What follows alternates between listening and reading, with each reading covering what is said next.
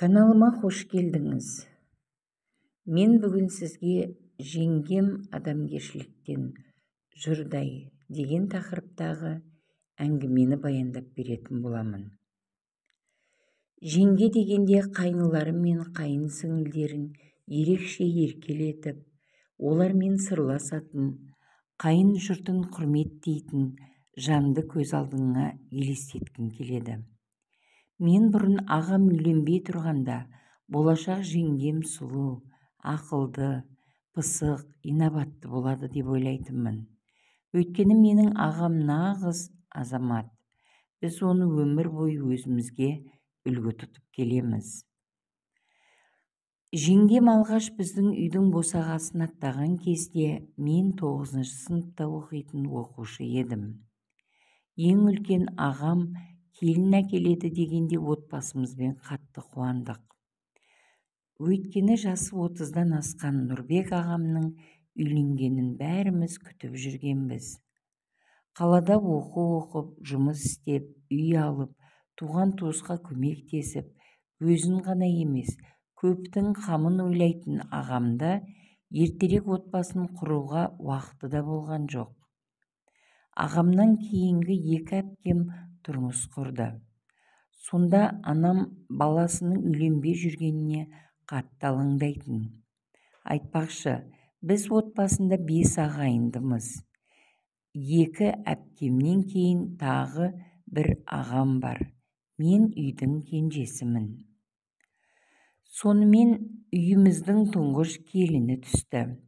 Жеңгемнің көркінде сөз жоқ, сұлу, бірақ орысша тәрбиеленген, қазақша жақсы сөйлей алмайтын қаланың қызы екен.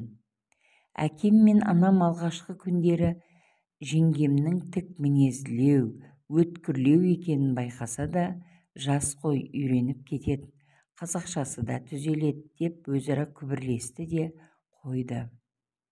Өз басым жеңгемді бірінші күннен-ақ ұнатпадым. Қазір ойласам, сол кезде ауылда ата-әженің, әкем мен анамның қаталдау тәрбиесін көргендіктен бе, маған жеңгемнің қылықтары ерсілеу көрінген екен. Ол келін боп түскен күні ертеңінде ең болмаса ата-енесін, келімді-кетімді қонақтарды сыйлап ерте тұрудың орнына түске таман бөлмесінен әрең шықты. Ағам таңғы шайға өзі келіп, Жаннаның аздап басы ауырып тұр екен, жата тұрайын деді. Баласы үшін анам байғұс қайтсын, жарайды, шаршаған ғой, тынығып алсын, деді де қойды. Қызықтың көкесі 2-3 күннен кейін басталды. Анам ас даярлап, дастархан жасап шауып жүреді. Ал жеңгеме бәрібір, тамағын ішеді де тұрып кетеді. Ағам 1-2 рет ескерту жасап еді. Жаным, мен ауылдың тірлігін жасай алмаймын ғой. Ауа райы да жақпай жатыр. Қолым жарылып кетті, басым ауыра береді, деп қайта ағамның мазасын алды.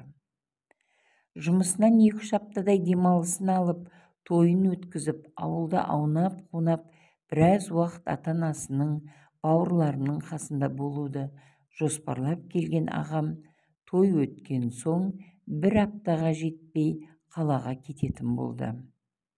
Біздің үйдегілер, баламыз бақытты болсын, өзі таңдап алған жары ғой, деп баталарын беріп шығарып салды. Ағам үйленгеннен кейін 1 жылдан соң ұлды болды. Ата-анам тұңғыш немерелерін көруге асығып қалаға жиналды. Малдарын сойып, тәтті дәмдісін тартынып, баласының үйіне кетті. Алайда кеткендерінен келгендері тез болды. Олар үйге қайтып келгеннен кейін әкем мен анамнан бәріміз қаумалап, кішкентай інішегіміз қалай екен, кімге ұқсайды, деп жапа-тармағай сұрап жатырмыз. Сонда анам, жақсы, аман болсын, әйтеуір Нұрбегімнің тұңғышы ғой, деп жылап жіберді. Анам қуаныштан жылады ғой деп бәріміз күліп жатырмыз. Бірақ анамның өңі бір түрлі сынық көрінді. Кейіннен білдім ғой, Жеңгем, әкем мен анам барғанда баласын көрсетпей, тар үйде онсыз да ауа жоқ, адам көбейіп кетті деп ренжіп жақтырмаған көрінеді. Оны кейіннен ағам мен жеңгем ұрсысып жатқанда ағамның сөзінен ұқтым. Мен 11 сыныпты бітіргеннен кейін ағам мені өз қолымда тұрып оқисың деп жатақханаға тұруға рұқсат бермеді. Мен жеңгеммен бірге тұрғым келмесе де ағамның көңіліне қарап келістім. Олардың үйінде зорға шыдап, 2 курста жатақханаға ауысып кеттім. Өйткені мен ағам мен жеңгемнің ұрысынан әбден мезі болдым. Жеңгем ағама айтпағанды айтып, тіпті біздің әулетке тіл тигізген кездері де аз болған жоқ. Ағам кейде үндемей құтылса, кейде ашуға жеңдіріп, сабап та алатын. Тілінің аштылығымен қоймай, жеңгемнің қолынан түк келмейді. Пісірген тамағы дәмсіз, үй шаңнан көрінбейді.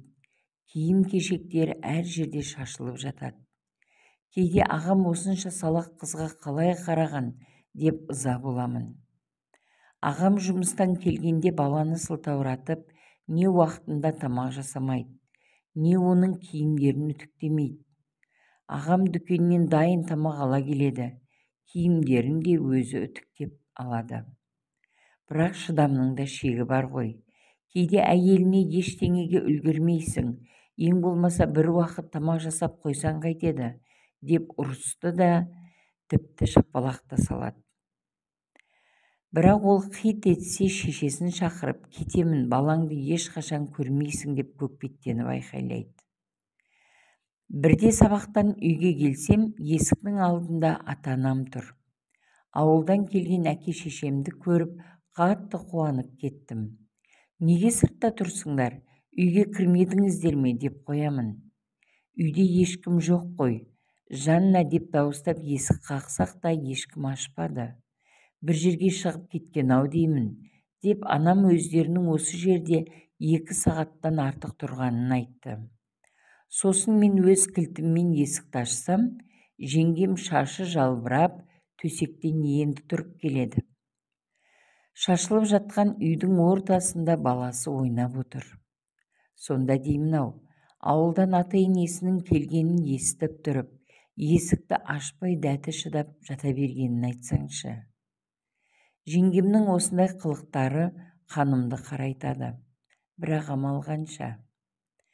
Қазір ағамның үйленгеніне 3 жылдан асты. Бір қалада жүрген соң ағамның үйіне анда-санда барып тұрамын. Ағам бір түрлі жүдеп жатап, үнемі көңілсіз жүреді. Бұрынға ашық жарқын, бауырмал, елгезек Нұрбекті танымай қаламын кейде. Өзі ішімдік ішуді жиілетіпті. Түнде үйге қонбай көп қыдыратынды шығарыпты. Қашан барсам үйлерінде ұрыс керіс. Түнде қайда болдың, тағы ішіп келдің бе? Осыдан маған қолың тиетін болса, ағама айтып, көзіне көк шыбын үймелетемін. Я не дам тебе развод, деген жеңгемнің ащы дауысы шығып жатады. Ағамның өз әйелінен көңілі әбден суып қалған сияқты. Тек баласын қимағандықтан ажыраспай жүрме деп ойлаймын. Нұрбек ашылып ештеңе айтпаса да, оның шақшадай басы шарадай болып жүргенін сеземін. Әттең, ағамның өз теңін таппағаны өкінішті.